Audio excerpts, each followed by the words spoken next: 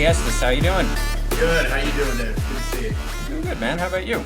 Hanging in, man. Hanging in. Good. I know. Interesting times we live in. Interesting times. Riding out the Rona. Yeah.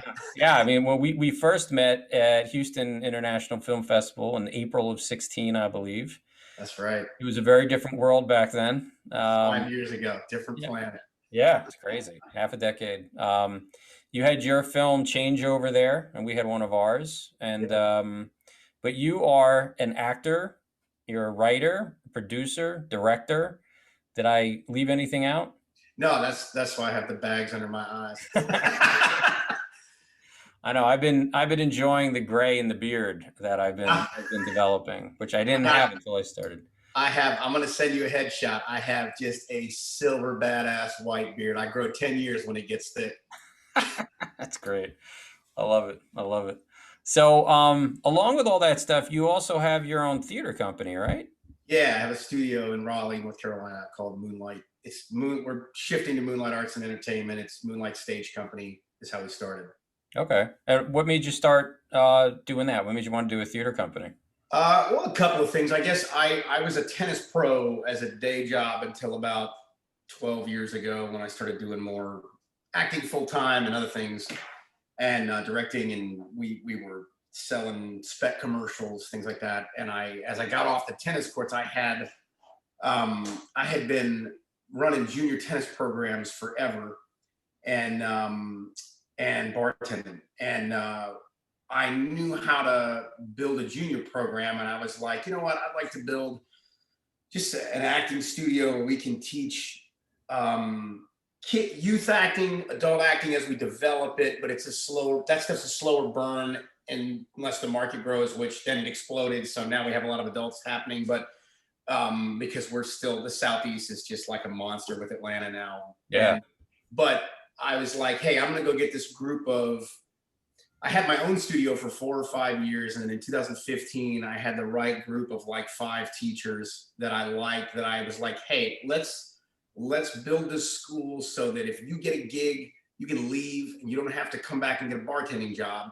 Hmm. You can, get your classes covered or not teach them for 4 weeks or whatever, and then we can all have this co-op of helping each other live this life of craziness that is actor life or the gig life as an artist, all that." So that was the initial reason why. And then as I got into it, I started producing more, and it became a real avenue to train actors and then have trained actors that we've worked with to use for things. And then like I started acting my last semester of college. I was the shyest kid on the planet. I hadn't done a thing, and I took an elective my last semester as I was about to go to med school, and I realized I wanted to be an actor.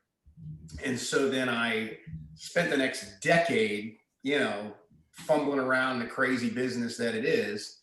And I was like, you know what else? I want this studio to be a place where somebody can walk in here in Raleigh, North Carolina, that knows nothing about LA and Chicago and New York Uh-huh. or the business, and go, hey, I want to act. How do I do this? And we Yeah. go, okay, here's what you do.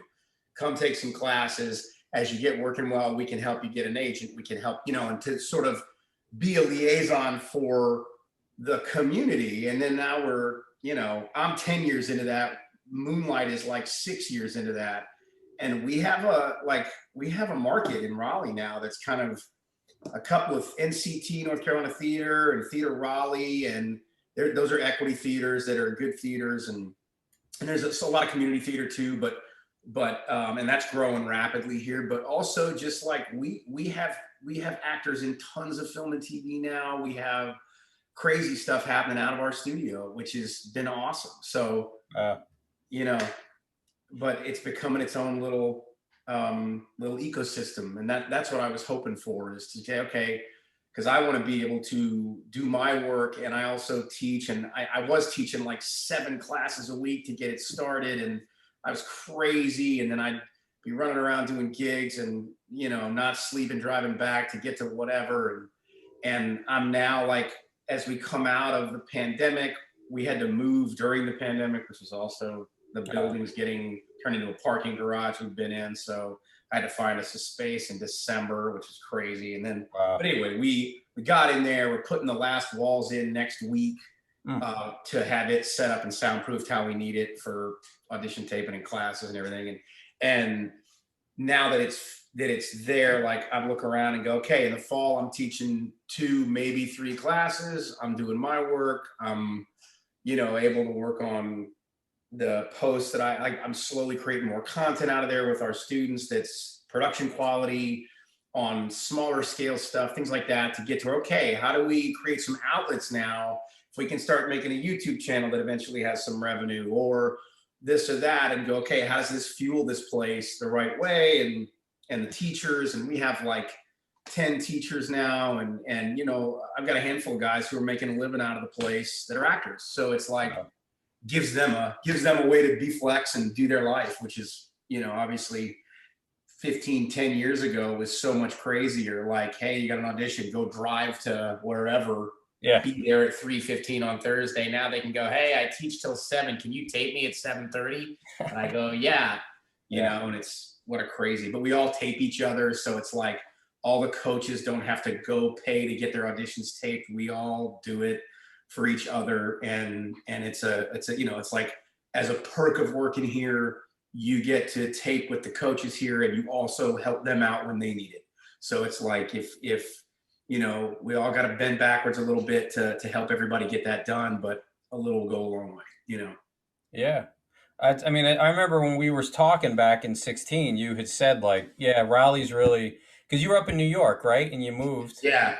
I was in LA till about 2004. And then I went to grad school at Carolina and got a master's. And then I went to New York after that. Okay.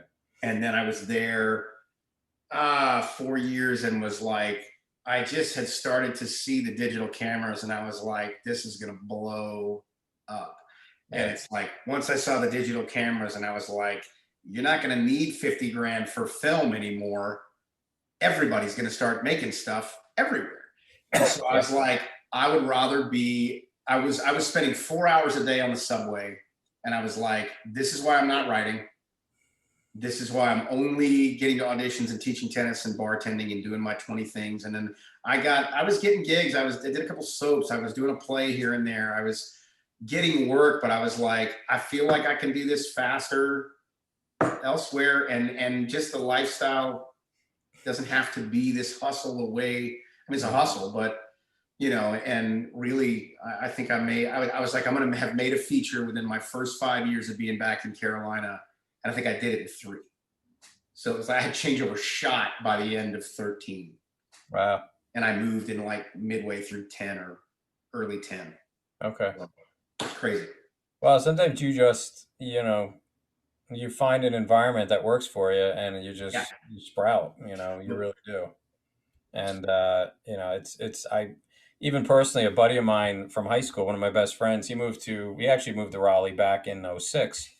And once he moved down there, he met his wife, got a big house, happy, got a job, everything was was great. So it's crazy. Well, that's what I tell the actors I train now. They're all like, should I go here? Should I go here? I go, where do you want to live? Mm-hmm. And they go, well, I mean, I said, if acting didn't exist, where would you want to move to LA? And they're like, oh, I don't know. And I'm like, okay, would you want to live here? And they're like, yeah. And I go, maybe. And they go, maybe. And I go, I moved back here, and I've done 13 episodic TV shows since whatever, and now I think I've done 25 since I moved here, of like major network episodics. And I just booked a SAG ad yesterday that I shoot next week, and I'm doing voice. That's the other COVID project I did. That right there, that is. Green? I just we have a storage closet in here, right? Yeah. And I put up curtains. It gets great sound in here. And I put up curtains, and I padded it, and I drywalled the back and the ceiling and covered it, because I had gotten a gig, and the guy was like, hey man, your tape sounded great. Your studio sounds great. And he's like, can you do it there? And I was like, yeah. And he goes, okay, we'll Zoom. And I was like, oh, he's going to see my closet. It looks terrible. So I was like, how do I, literally the day of, I had not thought about it. So I patted the inside of that door and just aimed the computer at the door.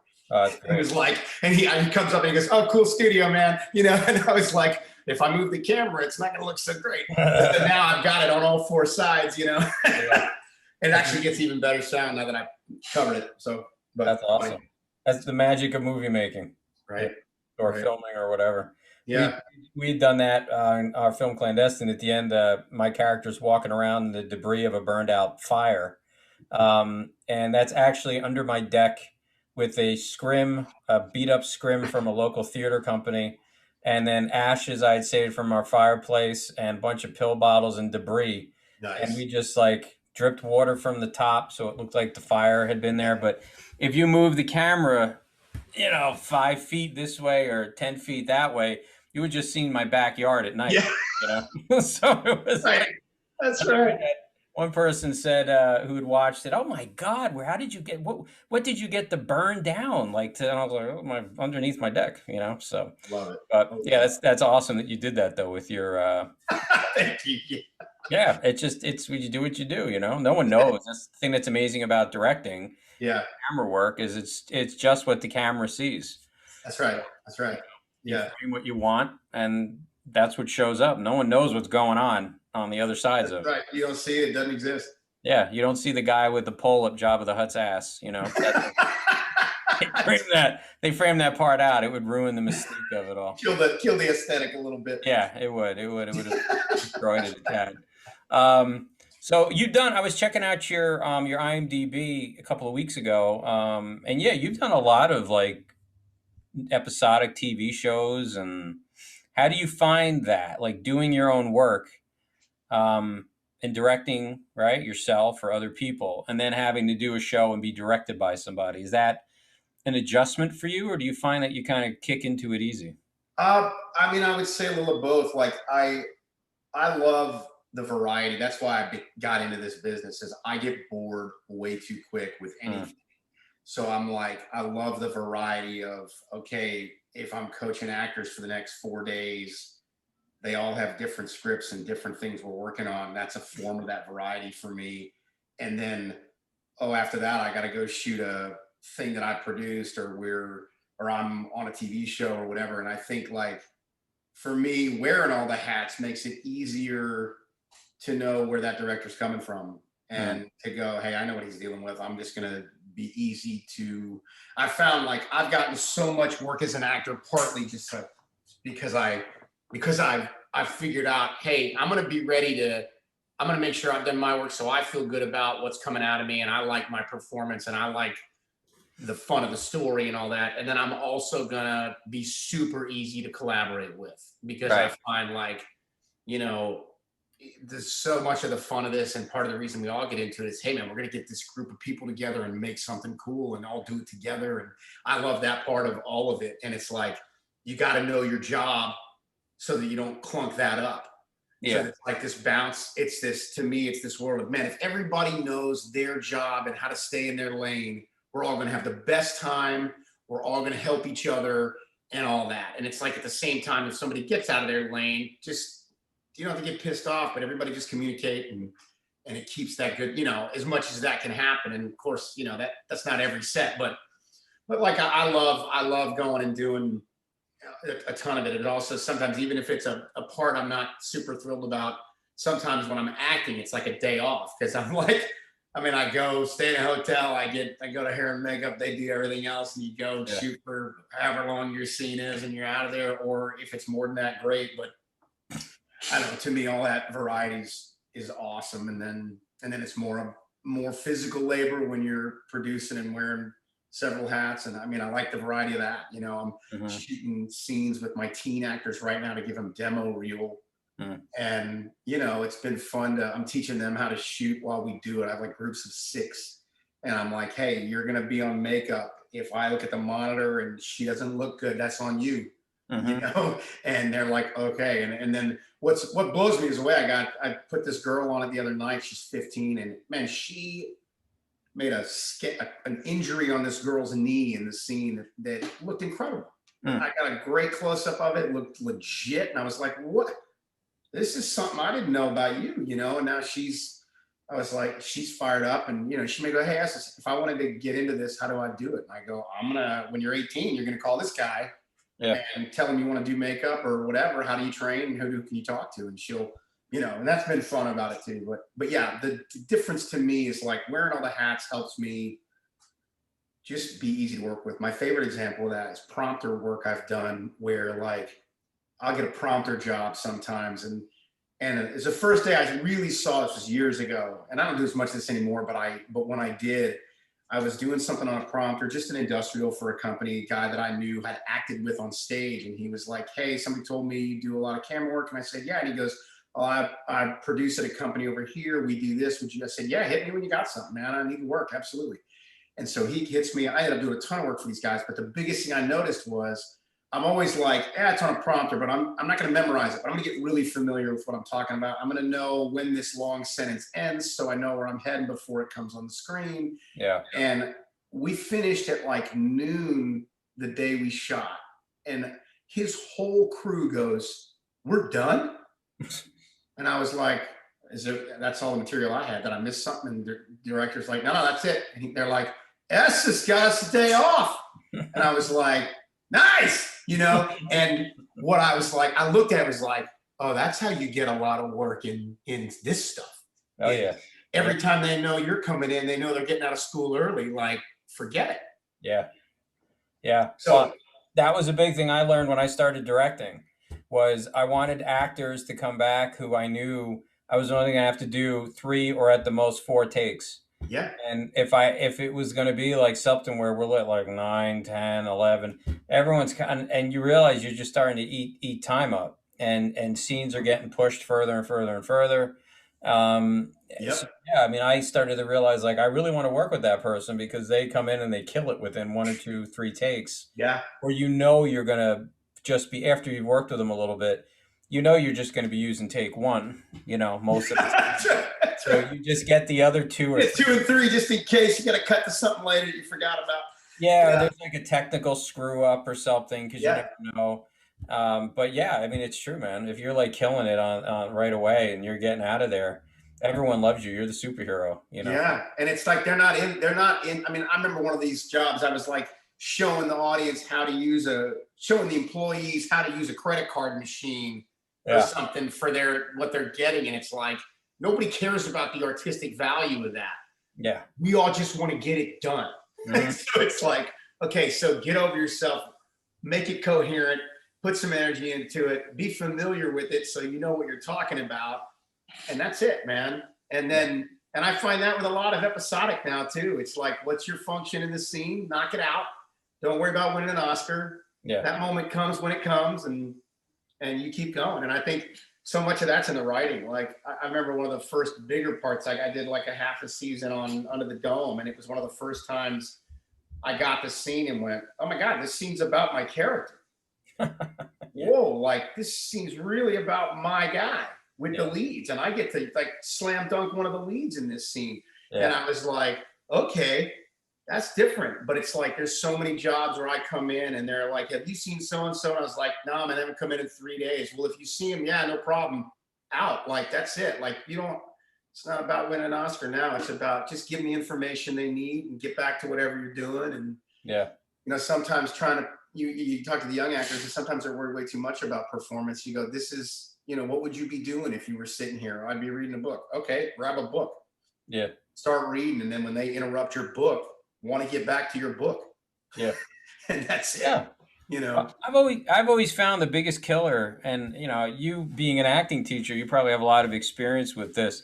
The biggest killer of performance is anxiety. Unless you're able to funnel that energy into the character, Yeah, you're basically screwed. And whether that's an audition I mean, auditions, I've never been able. One of the reasons why I started doing our own work was I just realized I'm never going to be able to crack that nut of auditioning. Like I took audition classes, went to a therapist and talked about auditioning, did everything, considered taking a swig of something before an yeah, audition. I mean, you name it. And I yeah, thought about it or did it, and it never yeah, helped. And I was just like, and there's a couple of casting directors that would kind of like, you know, see that and kind of work with it or whatever. Right, But right, in general, you're supposed to just come in and do it. And I was like, I'm much better just being able to just do my shit and whatever that may be. And right.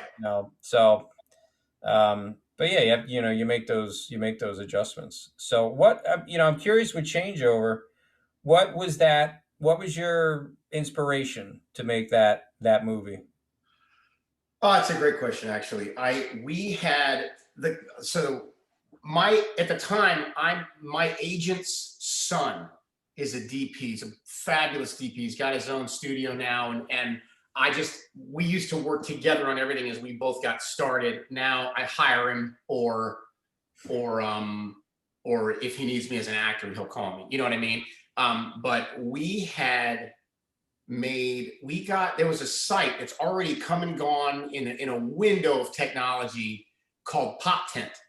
Okay. And Pop Tent was an awesome, we loved it. We were so pissed it was dissolving, but it was like, okay, it was basically a liaison website that was like, hey, we're going to connect brands with creators through assignments. So like Black and Decker would say, hey, we need 3 spots. Here's a creative brief. Here's this creators, 700 creators on this site that had filled out profiles that were DPs or directors.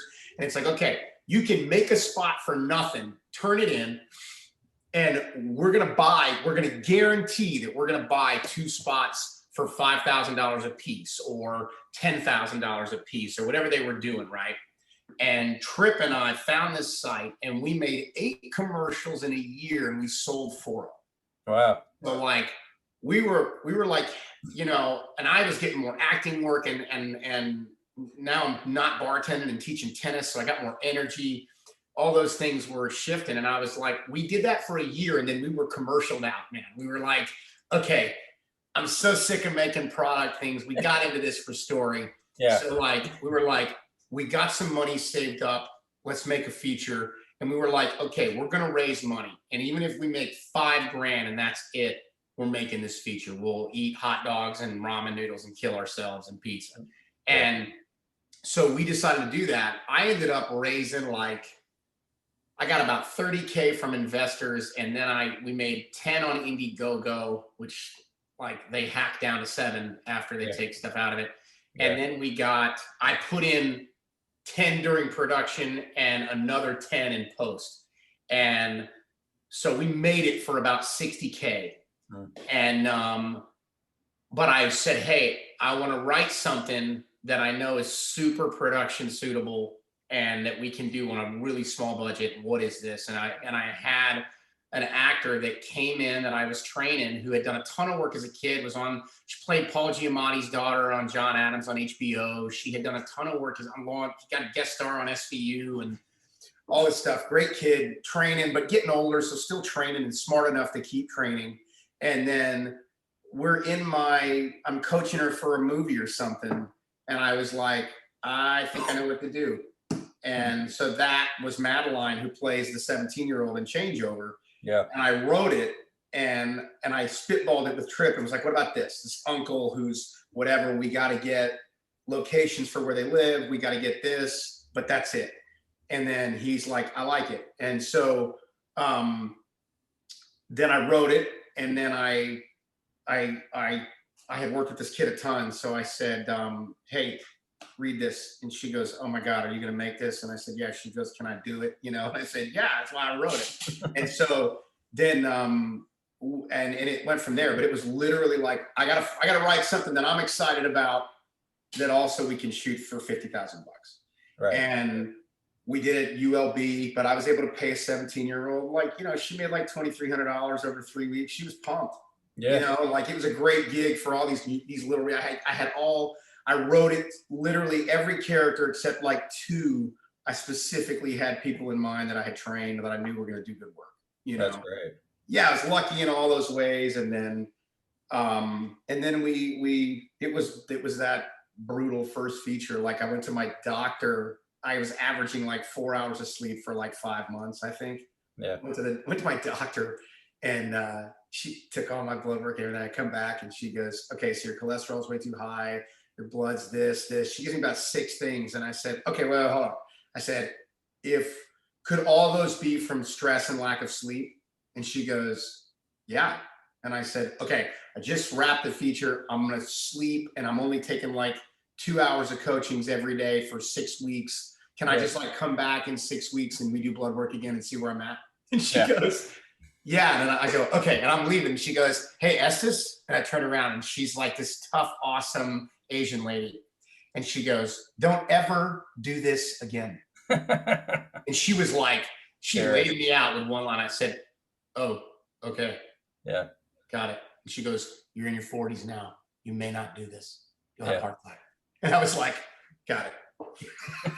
So, but that was why I wrote it, is the practicality. And I've done a lot of that I've done a lot of no budget shooting. So like, I'm always like, I mean, we could shoot that, but we don't have money to get you that location or anything else. So Yeah. I'll work with students and I'll be like, yeah, you wrote a scene in outer space. I don't have a psych and a green screen. We can't do it. Right. And they had to go, oh, Yeah. And it was all this like, but it teaches them. And then a couple years later, they write a short and they're smart. Mm-hmm. So what was well, first off, I mean, the movie looks like you spent a hell of a lot more than 50 to 60K on it. Thank you. I appreciate that. That means a lot. I'm always a huge fan of that when I see a movie and it's like, me too. They spent a couple of million on this, didn't they? And then, you find out it was like 50, 60,000 or so. You're like, nice. Yeah. That's the goal, man. Especially you start dealing with investors and everything. It's like, yes, I will take your money, your $1, and I will stretch it out to $5 to $10. I'll make this thing look amazing. So, So, but like the subject matter was very touching and very endearing. So, was that something from personal experiences? Yeah. That was like, I didn't, it's so funny is you're writing this story and you're just having fun writing it and putting all this stuff in it. And part of what the idea was too was, I was a tennis coach forever. And I was like, I hate tennis movies. I've hated every tennis movie I've ever seen. I think tennis is not a movie sport.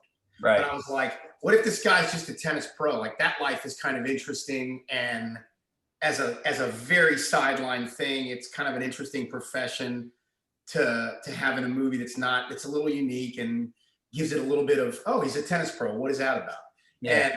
And so that was another kind of incentive to it. And then all of the mental health stuff is stuff that I battled through in my 20s. And I didn't realize, I finished the script and went, oh, I was like channeling all this into this 17-year-old girl, and the stress of clinical depression and the stigmas about it. And so that's like, to me, I really, like, I had always been an athlete and I went to Southern Miss on a full ride and played college ball that way.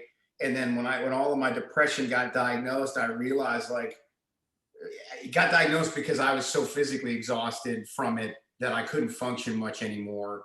And I looked around after all of it was over. It's like, man, all those times you like think you have it all together or you think whatever, I really learned like, wow, I also really learned like, wow, mental health stuff is just medical. It's biological crap that goes on that you have to learn how to regulate your body. And it's like really getting an in-depth experience of going through it and then learning, hey man, people think that it's baloney. People think it's weird. People think it's whatever. I was like, hey, I want to write something that really gets rid of that stigma of, of course she's a wreck. Her parents died. This guy's stressed out. He's got to chill out. He's learning how to do that, and when do you go, you know what? I don't have it. I'll do my best and see if I can stay above the water. Yeah. And that was to me a lot of what all the characters in that movie have to do a little of, and seeing that that's everybody, like my wife's, because of all of her crazy years, she's had more anxiety than she's ever had. And she's like learned, wow, she has a better understanding of some of the stuff I went through in my 20s relative to before that. I've talked about it. She kind of gets it, but now she's like, no, I understand when it's like hard for you to keep it under control, or whatever. But and I never knew how to give myself a break, and depression taught me how to do that eventually.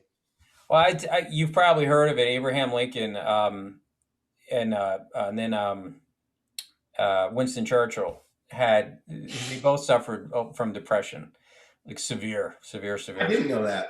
Yeah, and Lincoln used to call it the Black Dog, and then A great name. yeah, and Churchill did his. I think he ripped it off from Lincoln because Lincoln was a big, he was a big fan of Lincoln. But Lincoln used to say, "I can see the black dog in the woods," and he knew it was coming. He could sense it. It had its eyes on him, Yeah. and the thing that he did, which I thought was fascinating, was he used the depression as a time, and Churchill did as well, to evaluate their life and say, right now everything's horrible. There's this huge fog over me, but what are the things that I think are okay, and what are the things that I think I need to improve on? And because they knew they would ultimately get out of it, they had gone through it enough to know it would end at some point. uh, Right. Right. and, That perspective makes it livable. I mean, when I first learned what was going on, like I had a schizophrenic uncle who shot himself.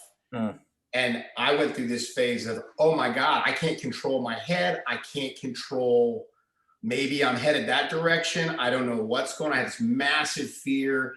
And then as I got regulated and healthy and balanced, if I have like, even, I don't know, first time I've had a kind of strong reconnection to it was about a month ago. And I think I just had a little pandemic depression going on. yeah, And it reminded me how well I do have it balanced, but also when you're in it, if you know what it is, you're not as freaked out. At yeah, first, you just know you're a mess and you don't know why and you don't know how to stop it. And it's that, I think, after you've gone through it, when it comes back, you can go, okay, I just need to chill as best I can and get through the next couple of days and see how I do. And you have enough perspective to know it's just a cloud passing. It's yeah. not permanent. No, no, but until that happens, and until you've had that happen enough, I mean, it can be terrifying. Yeah. So Yeah. you really just don't. Is this going to be my perspective for the rest of my life? And the thing that's so crazy is that ultimately, your reality is completely determined by your perspective. So if you think something is like up here in Jersey, it started off beautiful. Now it's rainy, and thanks again to Seattle for dropping a bunch of its crappy weather on us. Yeah. But but you could either get work, really let that take you down, or you could say, hey, but you know what, I'm in a house and I have electricity, and Yeah. that takes time, and not everybody has that. Not everyone can do that. Yeah. It just really is very, you know, um, Yeah. individualized. So do you, I know for myself, whenever I've battled any of the depression I've had, or, anxieties or whatnot, I've found that the biggest therapy is just throwing myself into the creative work. Do you feel the same way? I think for me, it slowly shifts as I get older, but the busier I am, the better. And like I learned that when I lived in New York, the subway time was really idle time. Like that 4 hours on the train every day that I had was not, I was like, I don't do well with 4 hours on a train to think.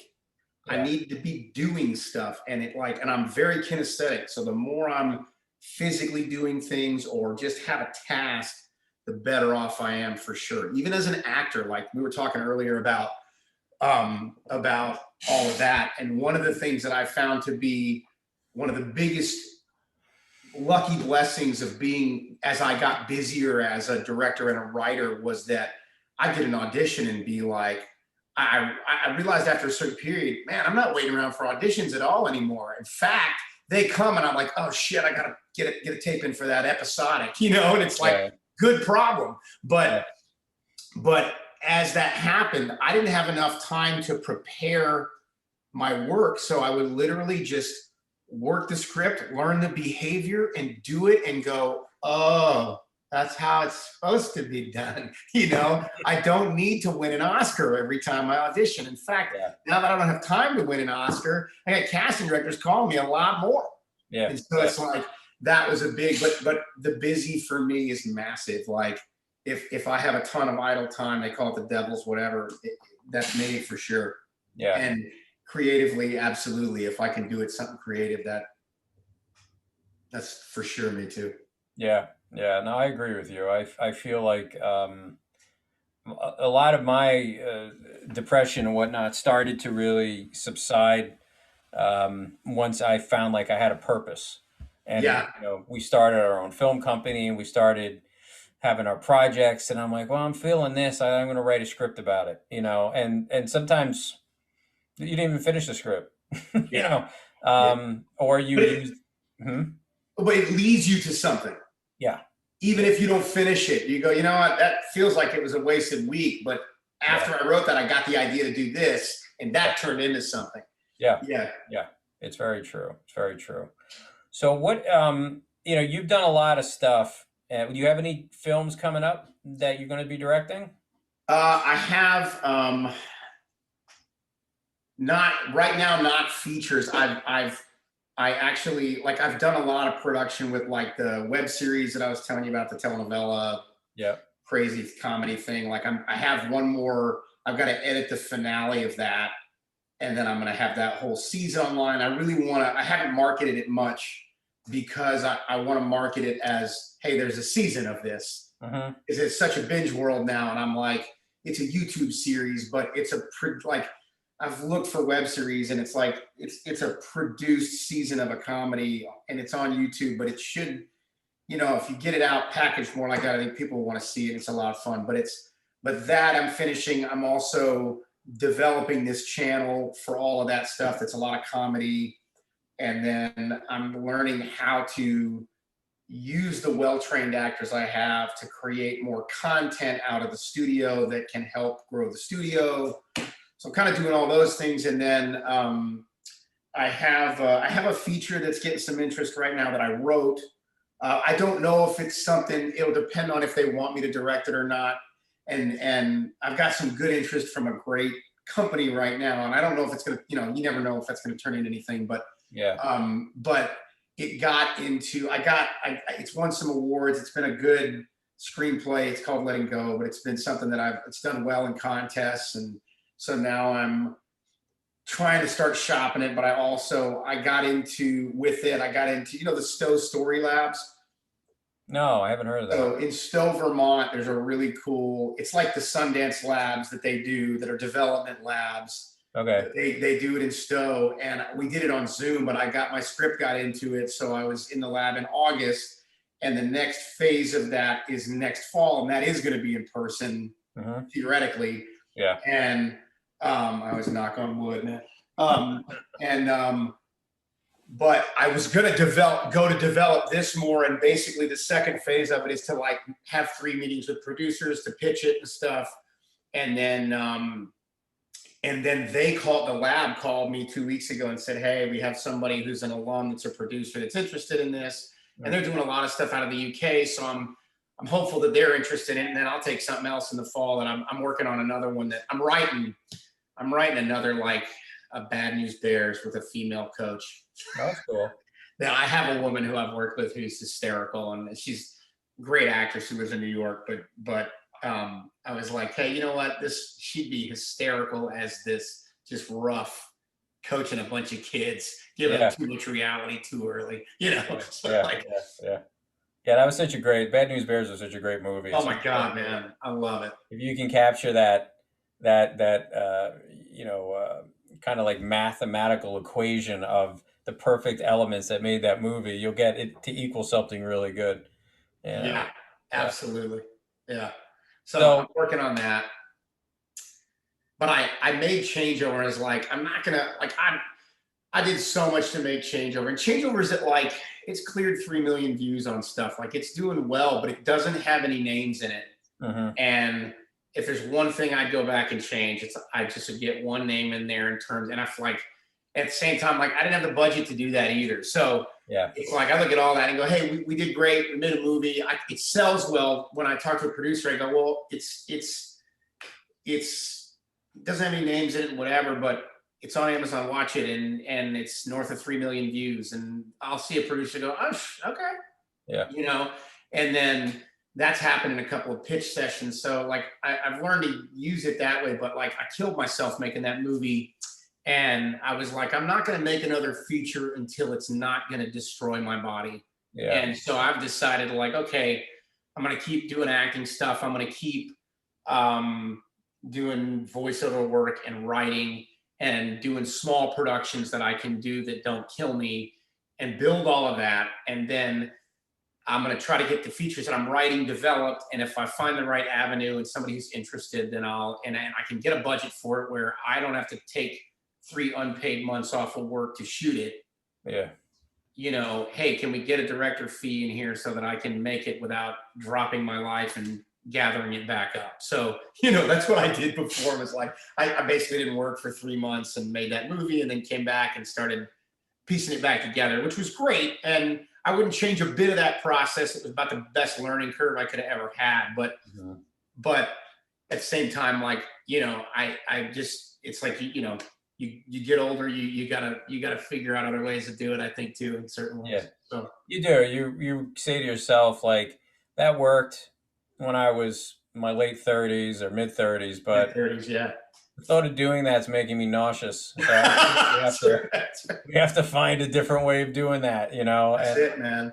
I did something similar. I had an editing job, and I mean, I wasn't crazy about the job before we did Clandestine, and but I quit it because I was like, "There's no way I'm going to be able to do this movie and do this editing job." So I quit, and then I basically worked. We did the movie for 2 months before and then I got another editing job.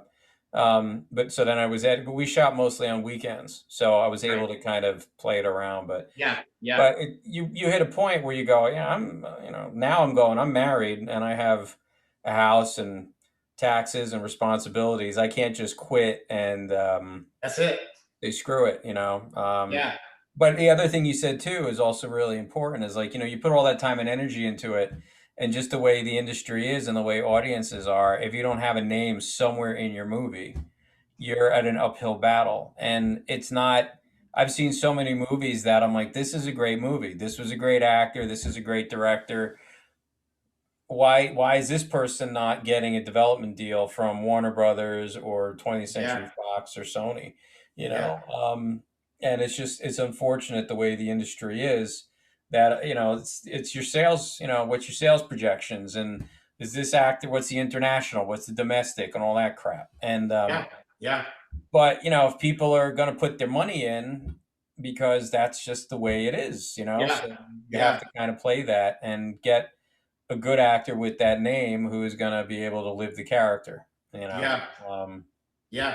but it's frustrating when you want to create and just be artistic, but then you got to look at the business side of it. Yeah, if you want to do it if you want to do it for your life, if you want to, and you want to be able to put the energy into it that you want to, eventually you got to be able to pay the rent with it.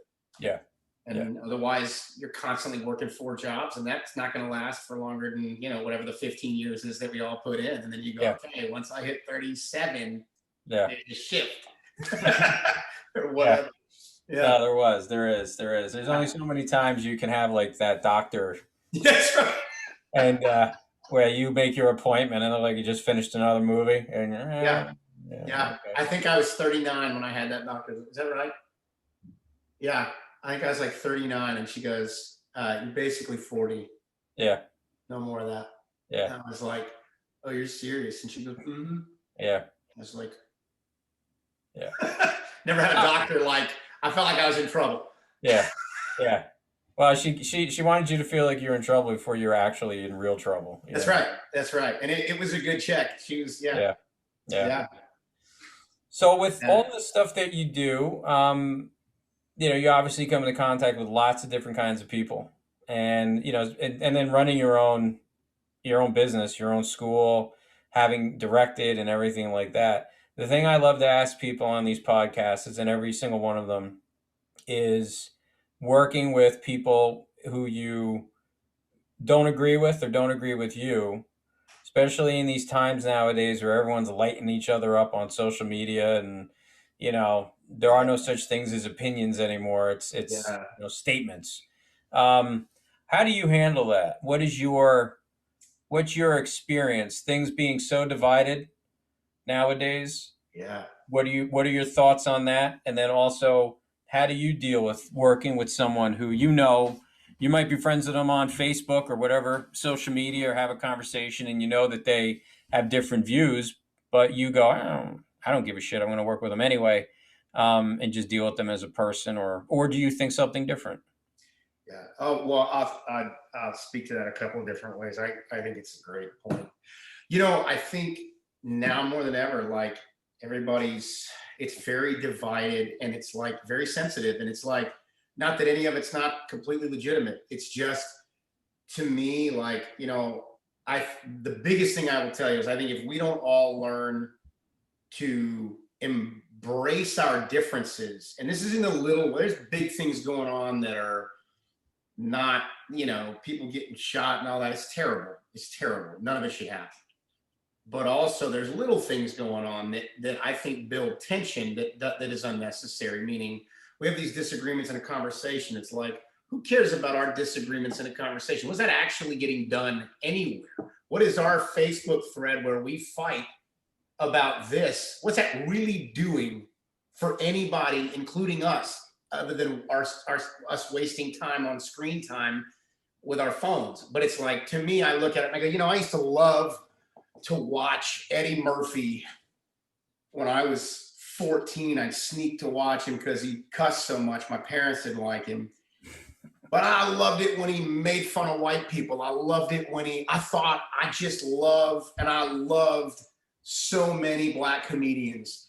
I still do. But the style of it, I have the guy who's North Carolina's funniest comic this year is on my staff, and he's a great black comedian.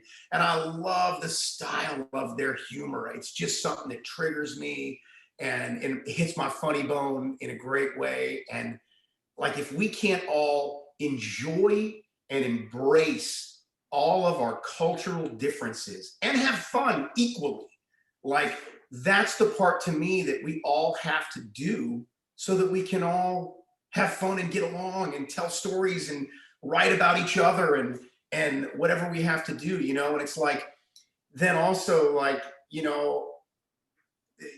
telenovela thing that we've put out on YouTube, like, we're speaking Latin accents, and that came from these live shows that we did as a group with our Latin actors and all these things, and it's a mix of cultures. It's in English, but we speak in a Latin dialect, and it's, and it's like, I did a lot of research on a lot of things. I really tested it with the Latin audience we had, say, hey, is this offensive to you guys? I want to know. And they were like, we fucking love this. And I was like, awesome. Okay. And then we made it, and people have loved it online for the most part. But I've had like some younger kids that jumped to tell me it was racist. And I go, it's you weren't there. You don't know how much we all had fun together with all our culture. Also, just the material of it, it's a satire. Like, it's not meant to, and it's like they would watch a half an episode and then have an opinion. And I go, hey man, watch 8 and then talk to me. Right. 8 episodes there. And I think you're going to see the female empowerment in there. I think you're going to see how much we love every culture that's involved in it. But if you watch 2 minutes and then get on my thing and rant, you're not really educating yourself on what it is. Yeah. And not to mention, like, there's a Latin theme song we use that's now gotten thousands of plays because we used it through a website that it's like, hey man, awesome. I hope my Latin actors involved go forward from it. I hope all the white actors, I hope everybody, the black actor that's in there, I hope we all get great opportunities from everything we do. And it's like, you also go, hey, getting something made is a luxury. Like, we made this for nothing. Nobody got paid.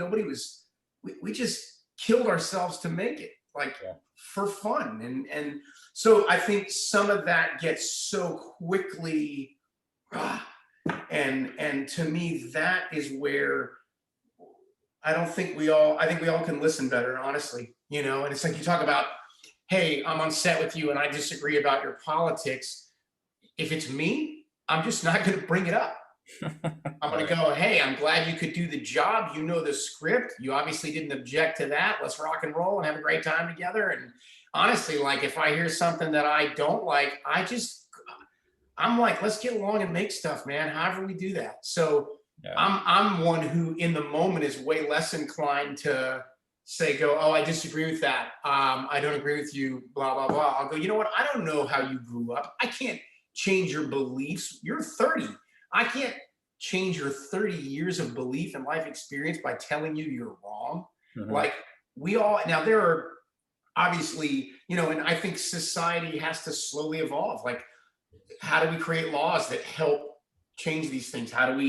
You know, how do we help the economic districts and the real estate areas that have systemic stuff in them? Sure, those things need to be righted, but you can't walk up to somebody and tell them to change their beliefs and expect them to do it. Right. And you know, that's where I just see a lot of things like people, and I work with a lot of youth actors and their teens, and I love every one of them. And I'll see them talking like they think they're going to change something, and I go, "Hey, you're going to piss him off. You're not going to change anything there. You know, underneath, you accept them for who they are.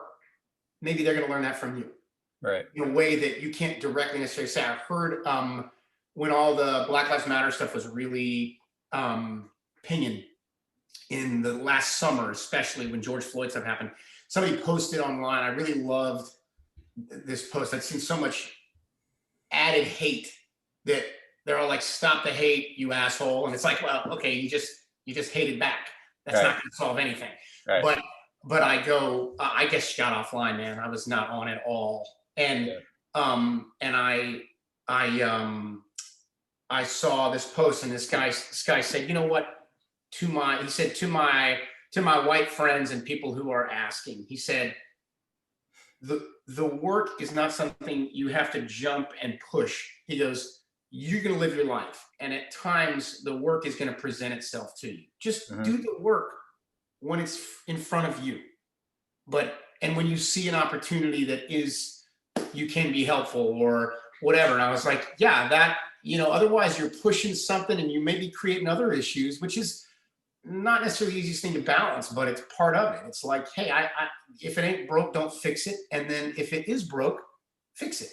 Right. And it is that simple in a way, And like I had a lot of people coming to me to tell me how to run my studio and all that was going on. And I talked to the Black comedian that I work with and said, hey, man, I want to hear from you if there's anything you think I need to do differently. Hmm. And he goes, absolutely, man. And we're good.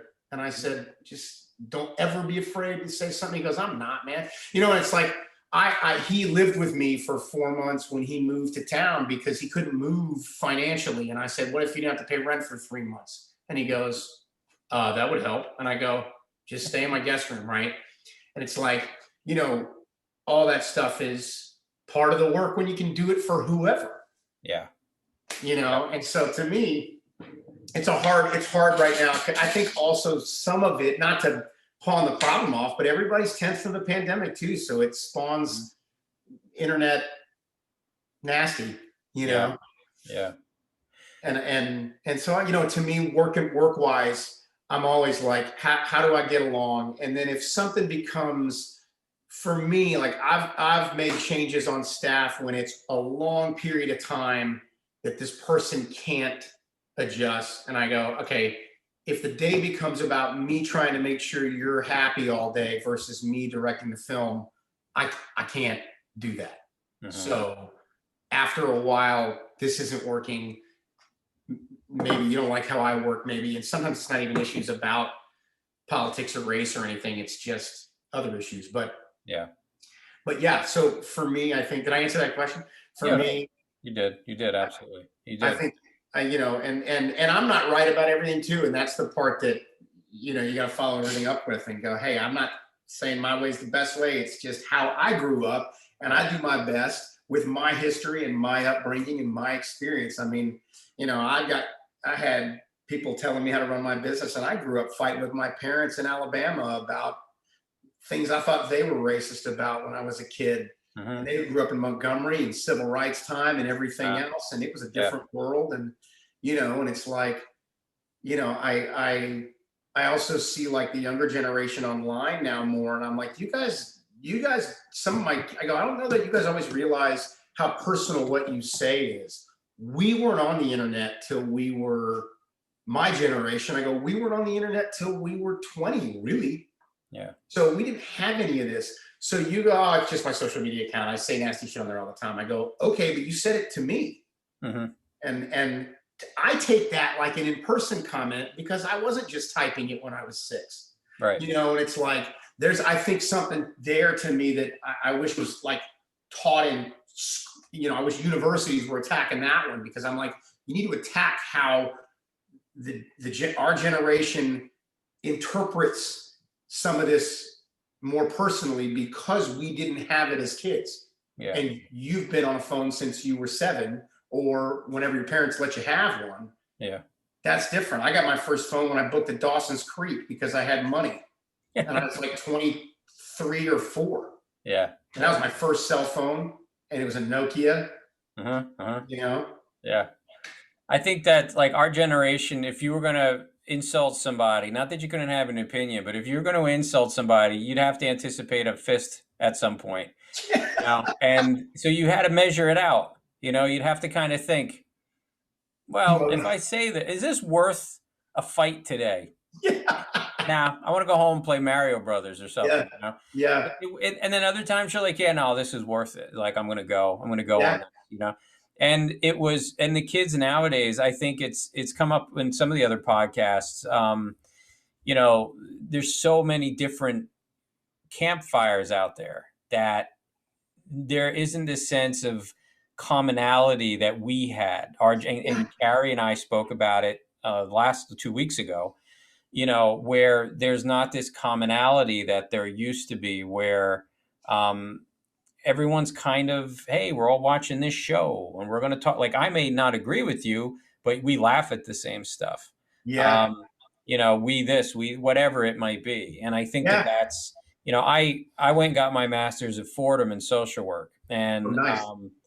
When I was leaving there, they were changing from just kind of like therapy and, you know, aware of social issues to social justice and activism. And I was happy I was leaving, because I was not happy with where they were going. Wow. Yeah. And I had a social justice class at Fordham where I was told for 2 to 3 months why I was a racist and a horrible human being. And I was the only one with a mouth. All the other white guys kept their mouths shut and didn't say anything. And some of the white girls, and then there were some Hispanics and black folks who would agree or disagree. But I fought it every week, because I was like, no, you're being racist. You're generalizing me. You don't know shit about me.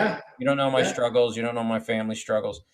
And, you know, and we battled. And the thing that was great was, at the end of the semester, neither of the professors agreed with most of my views, but they came up and hugged me and they said, "We're so happy you were in class, because you added another voice to the conversation." And I was like, right. And am I racist at the end of the day? And they were like, no. I'm like, right. We just have different views. Yeah. At the end of the day, we all breathe air. Can we get behind that, as opposed to focusing so much on our differences? Like, if all you do is focus on your difference, that's all you're going to see. If you start focusing on your similarities, then that's what you're going to see. And that's a great way to say it. And the differences aren't going to be as big a deal. No, and it's like, you know, if you had focused only on differences, when your partner, who is the comedian who you had stay with you, your first thought would have been, oh, he's a black guy, I'm helping him. Yeah. He's a human being. And the way you looked at it was, he's a human being who I'm helping.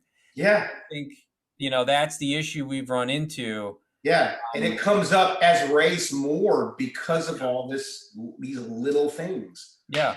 Instead of, and again, and that's not to, like, I mean, it's not to deny anybody an experience they've had. That's to say, like, it's not, you know, it's crazy. But I think, like, in my opinion, like, all of that, I hear and I go, you know, it's great that you know, I hope everybody speaks up at a certain point, because otherwise it's everybody complying to, I don't know, make it right. Yeah, because, you know, your skin color doesn't make you the definitive expert on anything. I'm not an expert.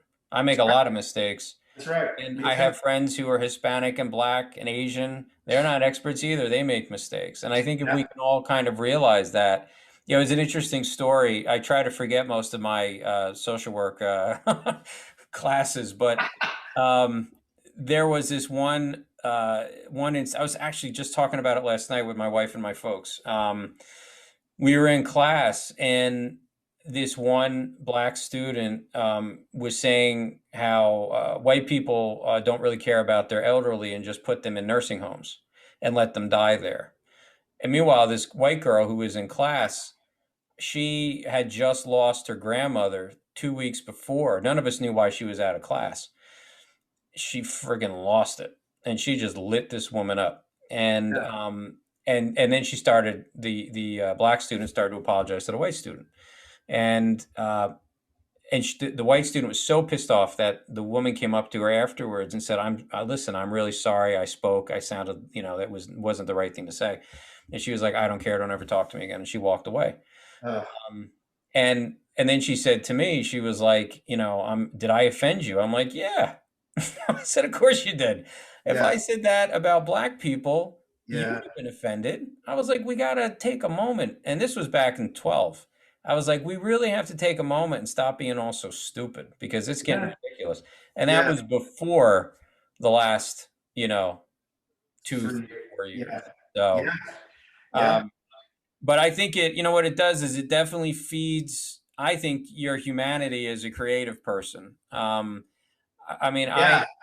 I love connecting with people who have different views than me and having normal conversations. I think it's one of the best fucking things we can do. Yeah. So, and Yeah. I don't want, like, most of my friends, they do not have the same views on me as me.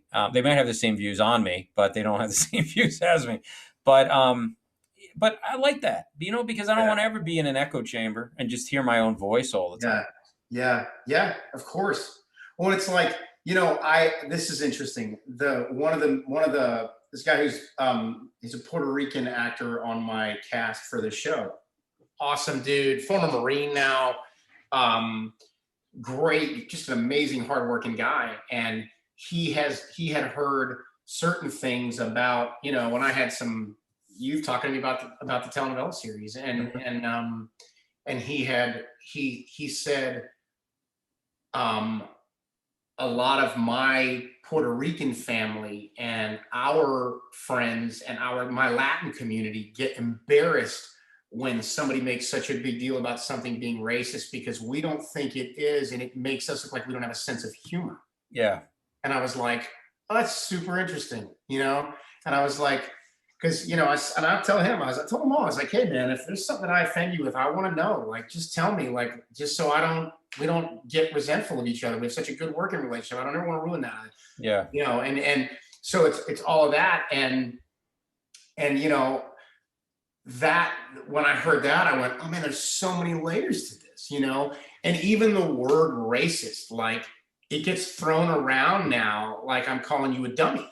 Yeah. And it's like, and to our generation, Hmm. that word is a stab in the face, man. And Yeah. it's like, so like, you know, that's where I want to say to some of these young guys, they love to throw that word around and go, you're a racist, you're being racist. And I'm like, you don't really understand what you're saying to me right Yeah. now as a demeaning thing here, and to generalize it and to say, and it's like, and then you say you want to start a conversation and get together and talk about how to be less divisive, and you started off with you're a racist.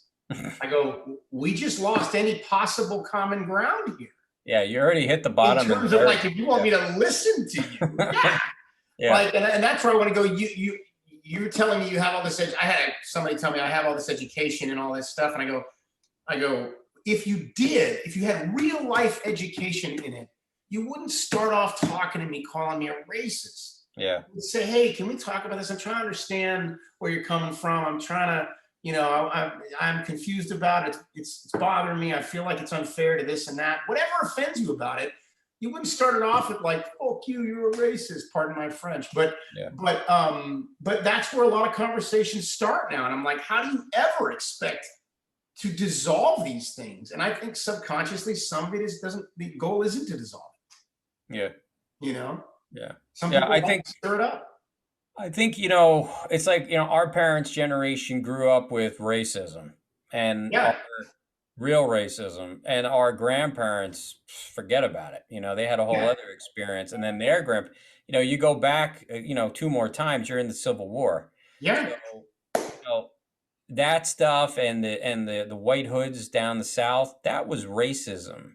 To have yeah, a different opinion and think that maybe there's a different way of going about doing something, or maybe the whole story isn't being told because a political party's diverting it in one direction or another, that's not racism. That's a different opinion, woke yeah. folk.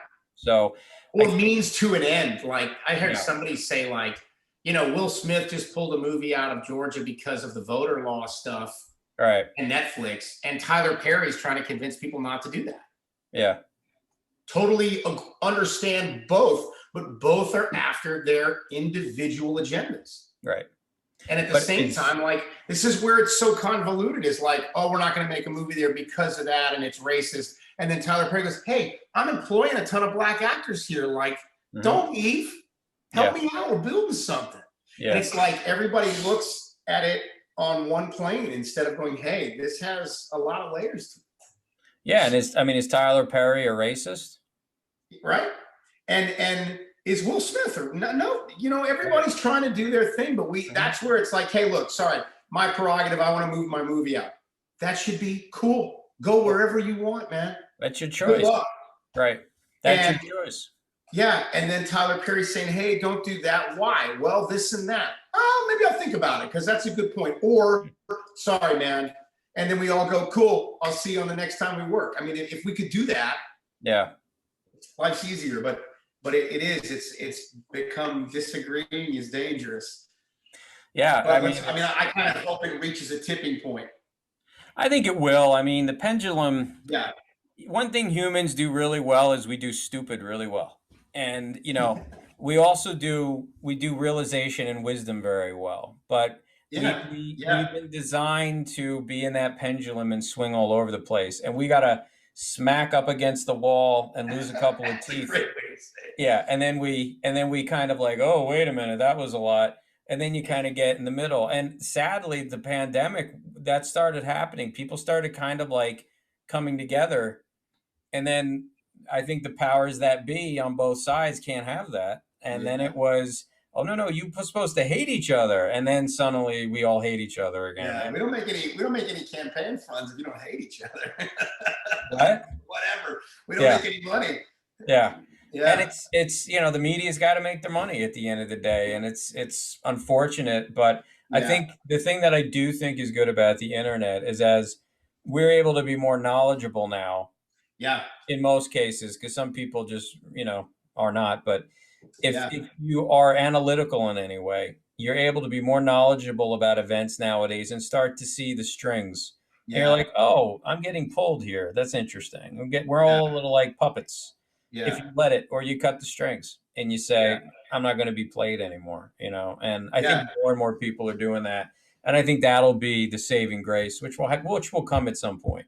yeah, We yeah. can't stay this stupid forever, but Yeah, yeah, and I think, like, I look at all this stuff in terms of how, like, how much the business in terms of bigger production is always working on being so PC that they will change the writing and change the initial story for it. I go, eventually that is going to hit some kind of ceiling where we go, hey, we can't make anything anymore yeah, if we kill the real culture, because, or we always write a certain way for this political agenda or this political agenda. Eventually all the stories look the same, yeah, and they lose their originality and they lose their real true to life stuff. yeah, It's like you can't have a good guy without a bad guy. Like, yeah. that's it. You can't But have a you can't tell a story about racism without some racism in it. mhm. You have to put all the elements in there. Otherwise it becomes, and I've seen some things that I'm like, this is so not the way this would happen. They wrote it this way because they're worried about appearing politically incorrect or something. And I go, eventually the culture is just going to be gone. So we got to hit that wall so we can go, okay, we went too hard at this. Nothing's fun anymore. Yeah. Let's find the middle. Where's the balance? Well, I think you brought up Eddie Murphy, and I saw the Coming to America too, and the first movie, Coming to America, was hysterical. I Yeah, laughed at him because he made fun of black people. I laughed at him because he made fun of white people and yeah, every other single thing that exists. He was making fun of probably crickets at some point. I mean, like yeah, if it was yeah, alive or existed in 1980, whatever, he was making fun of it. yeah. And then my wife and I watched Coming to America too, and I'm like, I felt like they cut all the teeth. All the teeth got shaved Right, down. Like he was so afraid to offend that right. the movie just it had its moments. It felt like it came back to life when they went to New York into the barbershop. And I'm like, oh, there you go. There's the movie. But Yeah, everything else in the movie, I was like, this is an interesting story, but it's not a comedy. right, right. And I think like what you spoke to, the thing I used to love so much about Eddie Murphy was he made fun of everyone. Yeah, So you could laugh. You didn't mind being made fun of because he was making fun of everybody. You didn't feel like you were being spotlighted. yeah, Uh, yeah, and I think like Dave Chappelle does an excellent job of that now. yeah. You're I do just too. I do he's totally. like, I don't Totally. care. I'm going to rip on everybody, Yeah. and Jamie Foxx did that thing, I Might Need Security, and he ripped on everybody. It was called I Might Need Security. I didn't see that. Great. It's funny. He rips on Prince and J Lo and does impersonations. And I was like, oh, I get the title now. He's afraid someone's going to kill him. Oh, was this his stand up back like Yeah. 10, It's called 15 I Might Need years ago? Security. I did see that. That was Yeah. hysterical. Yeah. Yeah. Yeah. That was really good. That was Yeah. really good. And just fun. And it's like that's the whole point of a sense of humor is we laugh at our imperfections and we enjoy them and we don't stop and get our feelings hurt and rip everybody apart. Like Yeah. it's about how can we enjoy the things that we are all unique with? Because Yeah. otherwise we all have to become the same. Yep. And that's no Yeah. fun. And the other thing you said too is if you are writing for the politically correct or the woke culture, you are not writing real people because the majority of people are not politically correct or woke. They're just human beings breathing. And the Yeah. other thing is like if you write a character, that doesn't mean you believe everything that that character does in your story. You're trying Yeah. to take a snapshot of life and tell a story of growth and development and the character's journey, as Joseph Campbell always talked about, the Yeah. hero's journey. And that's something that is so people are afraid of doing nowadays because they don't, actors in some cases I think are afraid to play certain roles Yeah. because, oh no, does that mean no, you're playing a part, chill out. Yeah. Yeah. And when I was talking to one of our executive producers a while back, and we'd had a script analysis done. I mentioned this before in the other podcasts, but this guy was like a social justice warrior to the nth degree, and he was calling stuff out on my script, and I'm like, what script did he read? Like, Yeah. what script is this? And then, something when I was talking to and I argued with him about it, I didn't change anything, but the thing that I spoke to the executive producer about, and he said, which I completely agree with, is like, it's becoming very difficult for us, and you said this, to write anything, to create anything, to produce anything. We're not able to convey real life and the real human journey anymore because of this lunatic fringe of our society that's a little too vocal. Yeah. Everyone needs a voice, but right now people are being overshouted for the time being. The problem is that everybody's got a microphone. Yeah, Everyone. yeah, We or a all have a megaphone. microphone. It's Yeah, like it's yeah, made me turn mine off lately. I'm yeah, like, yeah, none of this conversation is useful or healthy or smart. It's all just going to lead to bad feelings. And it's yeah, like, do I think you're right or wrong? No, it's not about that. It's about like eventually it's like you said, eventually either we have each other's backs or we don't. yeah, Whatever race, whatever, like we got to get each other's backs, man. And that's yeah. it. And but it's Uh, We crazy, all, but that's the truth. we all bleed red, and that's if you cut one Yeah. person, it doesn't mean You anything. know, I had an actor that I was coaching, and it was a black actor, and he came in, great guy, and he said the scene dealt with racial stuff, And I said, I'm gonna be an asshole. Just not that I agree with it, but let's go ahead. And especially in these times, I'm like qualifying it, going, I'm about to be hateful as hell to you Right. because it's in the scene. And he goes, totally. And I go, it was last summer. And I just said, I wouldn't normally say a word, honestly, but I'm making sure you know. And he goes, listen, I wish we were all purple, man. Yeah. And I said, that's a great way to say it. Yeah. I wish we were too. Wish we were all fucking purple. And Yeah. Yeah. It would solve it, because oh, it's such a stupid thing to be so transfixed on, that someone has more pigment or a different yeah, shaped eye or whatever, and then to yeah, start shooting, bombs at each other. And, I've yeah, said this before as well. I think Twitter is probably one of the worst things to society ever. I just canceled my account because it's like everyone just has this, whoever yells the loudest gets the most attention. And yeah, and the worst thing to do is the cave. Anyone who caves gets destroyed for the most part. So, yeah. They're admitting it. hmm? They're admitting they're wrong or whatever. Yeah, yeah. And but well, this was an awesome conversation, man. Yeah, man. Enjoyed it. Yeah, it really was. I enjoyed the time, and it was great to chat with you again after all these years, although we've kept up. Yeah, man. Totally. Yeah, but Totally. yeah, I wish you the best on everything. Obviously, we'll be keeping in touch, and Definitely. we'll be chatting soon. So thanks for jumping on. My pleasure, David. Thank you, man. Absolutely. I'll talk to you soon. Yeah, yeah.